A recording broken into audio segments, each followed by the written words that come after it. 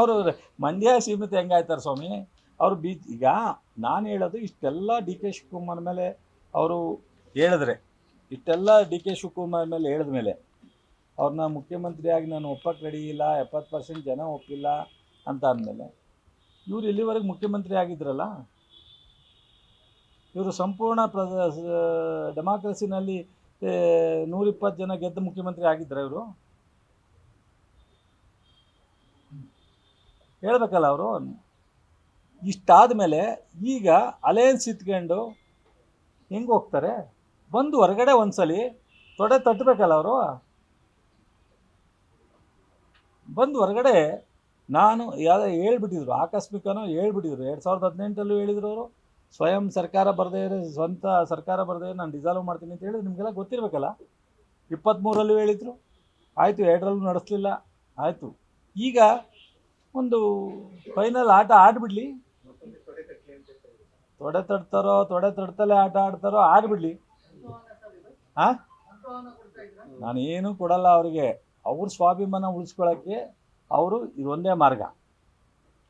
ಅವರಿಗೆ ರಾಜಕೀಯವಾಗಿ ನೈತಿಕತೆ ಇದ್ದರೆ ಆ ಪಕ್ಷವನ್ನು ಸ್ವತಂತ್ರವಾಗಿ, ನಾನು ಸಿದ್ದರಾಮಯ್ಯನವ್ರು ಇಲ್ದಲೆ, MP ಪ್ರಕಾಶ್ ಇಲ್ದಲೆ, ಚಲುವರಾಯಸ್ವಾಮಿನೂ ಬಿಟ್ಟು ಹೋಗಿದ್ದಾನೆ, ಇನ್ನೊಬ್ಬನೂ ಬಿಟ್ಟು ಹೋಗಿದ್ದಾನೆ, ಎಲ್ಲ ಮೋಸ ಮಾಡಿದ್ದಾರೆ. ನಾನು ಈ ಪಕ್ಷ ಕಟ್ತೀನಿ, ಈ ಕಾರ್ಯಕರ್ತರಿಗೋಸ್ಕರ, ಈ ರಾಜ್ಯದ ಜನಕ್ಕೋಸ್ಕರ. ನನ್ನ ಆರೋಗ್ಯ ಅವ್ರಂಗೆ ನನಗೂ ಆಪ್ರೇಷನ್ ಆಗಿದೆ ರೀ. Same problem.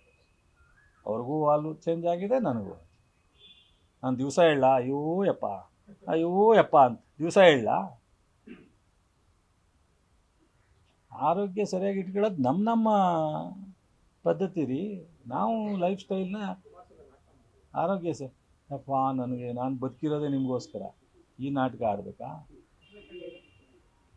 ನಾನು ಮಂತ್ರಿ ಆಗೋಕ್ಕೋಸ್ಕರ ಅಲ್ಲ, ಬೇಜಾರಾಗಿ ನೆನ್ನೆ ಸ್ಟೇಟ್ಮೆಂಟ್ ನೋಡಿ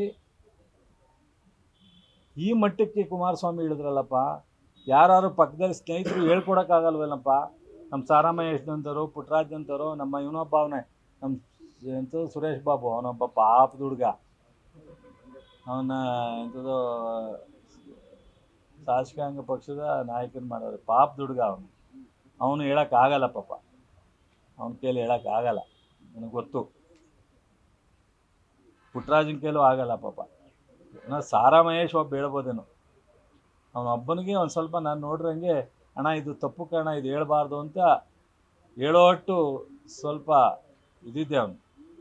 ನಮ್ಮ ಪುಟ್ಟರಾಜನು ಹೇಳೋಕ್ಕಲ್ಲ. ಫ್ರೀಡಮ್ ಇದೆಯಾ ಇಲ್ವೋ ಹೇಳ್ತಾನೆ ಮಾತ್ರ, ಅಷ್ಟಂತೂ ಒಪ್ತೀನಿ ನಾನು ಅವನ್ನ. ಸೊ ಹೇಳ್ಬೇಕಲ್ರಿ, ನಾವೆಲ್ಲ ಹಿಂಗೆಲ್ಲ ಬಂದಿದ್ವಿ. ನಾವು ಯಾರೇ ಆಗಲಿ ತಪ್ಪು ಅಂತ ಹೇಳ್ತೀವಿ. ಬಟ್ ಈ ಮಟ್ಟಕ್ಕೆ ಆಯಿತು, ನಿಮ್ಮ ಮೀಡಿಯಾದಲ್ಲೇ ಚರ್ಚೆ ಆಗಿಬಿಡ್ಲಿ. ಡಿ ಕೆ ಶಿವಕುಮಾರ್ನ ಇವ್ರು ಸರ್ಟಿಫಿಕೇಟ್ ಬೇಕೇನ್ರಿ?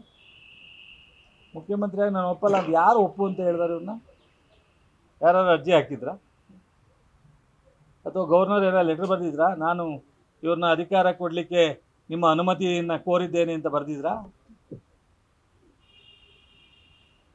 ಬಾಯಿಗೆ ಏನು ಬರ್ತದೆ ಅದು ಮಾತಾಡ್ತಾರಲ್ರಿ. ಅಲ್ಲಿ ರೆಡ್ ಝೋನ್ ಇದೆ. 2007 ಇವರು ಟೌನ್ಶಿಪ್ ಮಾಡಬೇಕು ಅಂತ ಹೊರಟಿದೆ. ನಾವು ಇವ್ರ ಜೊತೆಲಿದ್ದಾಗಲೇ ಅಲ್ಲೊಂದು ದೊಡ್ಡ ಮಟ್ಟದ ಇನ್ನೊಂದು ಬೆಂಗಳೂರನ್ನು ಅಲ್ಲಿ ಮಾಡಬೇಕು ಅಂತೇಳಿ ನಾವೆಲ್ಲ ಇದ್ದಾಗಲೇ ಇವ್ರು ಡಿಸ್ಕಸ್ ಮಾಡಿದ್ವಿ. ಆ್ಯಕ್ಚುಲಿ ಇವರು ಭಾಳ ಕಾನ್ಸೆಪ್ಟ್ ಇಟ್ಕೊಂಡೆ ಕುಮಾರಸ್ವಾಮಿಯವರು ಇದನ್ನು ಮಾಡಬೇಕು ಅಂತ. ಅದಾದಮೇಲೆ ಸಿದ್ದರಾಮಯ್ಯನವರು ಸಹ ಜಾರ್ಜ್ ಅರ್ಬನ್ ಮಿನಿಸ್ಟ್ರಿ ಇದ್ದಾಗಲೂ ಅದು ಮೂವ್ ಆಗಿದೆ. ಇವತ್ತು ರೈತರಿಗೆ ಅದನ್ನು ವಾಪಸ್ ಬಂದರೆ ತೊಂದರೆ ಆಗುತ್ತೆ. ರೆಡ್ ಝೋನ್ನ ಮತ್ತೆ ತೆಗಿಯೋಗಿಲ್ಲ. ಸೊ ಅದು ಯಾರೂ ಸಹ ಜಮೀನನ್ನ ಉಪಯೋಗಿಸೋಕ್ಕಾಗಲ್ಲ. ಈಗೆಲ್ಲ ನೀವು ರಾಮನಗರ ಸುತ್ತಮುತ್ತ ಅದು ಬಿಡಿ, ಉಳಿದಂಥ ರೆವಿನ್ಯೂ ಲೇಔಟ್ ಬೇಕಾದಷ್ಟು ಆಗಿಬಿಟ್ಟಿದೆ. ರೆವಿನ್ಯೂ ಲೇಔಟ್ಸ್ ಬೇಕಾದಷ್ಟು ಆಗಿದೆ. ಇದು ಬಲವಂತವಾಗಿ ರಾಜಕೀಯವಾಗಿ ಪ್ರೇರೇಪಣೆ ಆಗ್ತಾ ಇರ್ತಕ್ಕಂಥದ್ದು. ಈಗ ನೆನ್ನೆ ನಮ್ಮ ಮುಖ್ಯಮಂತ್ರಿಗಳು ಹೇಳಿದಾರಲ್ಲ, ನಾವು ಬಲವಂತ ಮಾಡಲ್ಲ ಅಂತ. ನೋಡೋಣ, ಒಂದು ಕಮಿಟಿನೂ ಮಾಡ್ತೀನಿ ಎಂದಿದ್ದಾರೆ. ಜನತಾದಳ, ಕಾಂಗ್ರೆಸ್ಸು, BJP ಎಲ್ಲರನ್ನೂ ಸೇರಿಸಿ ಕಮಿಟಿ ಮಾಡ್ತೀನಿ ಎಂದಿದ್ದಾರೆ. ಮತ್ತು ಎಷ್ಟು ಜನ ಒಪ್ತಾರೆ ಒಪ್ಪಲ್ಲ ಅನ್ನೋದು ಗೊತ್ತಾಗಲಿ, ಆಮೇಲೆ ಮುಂದೆ ಮುಖ್ಯಮಂತ್ರಿಯವರು ತೀರ್ಮಾನ ತಗೊಳ್ತಾರೆ. ಸರ್ ಏನು ಬರೋದಕ್ಕಿಂತ ಮೊದಲೇ ನಾವು ಎಕ್ಸ್ಪೆಕ್ಟ್ ಮಾಡಿದ್ವಿ. ದೇವೇಗೌಡರಿಗೆ ನಾನು ನೆನ್ನೆಲೆ ಹೇಳಿದ್ದೀನಿ, ಇವತ್ತು ದೇವೇಗೌಡರ ವಿಚಾರ ಎತ್ತಲ್ಲ ಅಂತ ಹೇಳಿದ್ದೀನಿ. ಅದು ನೋಡೋಣ, ಈಗ ನೆನ್ನೆ ಹೇಳಿದ್ಮೇಲೆ ಏನಿದೆ.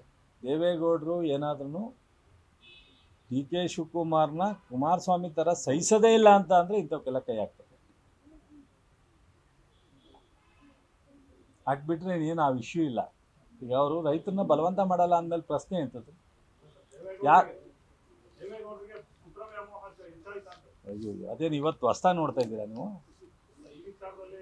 ಈ ವಿಚಾರ ಅಲ್ಲ, ಯಾವಾಗಲೂ ಅದೆಲ್ಲ ನನಗೆ ನನ್ನ ಅನೇಕ ಹಿರಿಯರು ಕೆಲವು ವಿಚಾರನ ಮಾತಾಡಬೇಡ ಅಂತ ಹೇಳಿದ್ದಾರೆ, ಹಂಗಾಗಿ ನಾನು ಮಾತಾಡೋದು.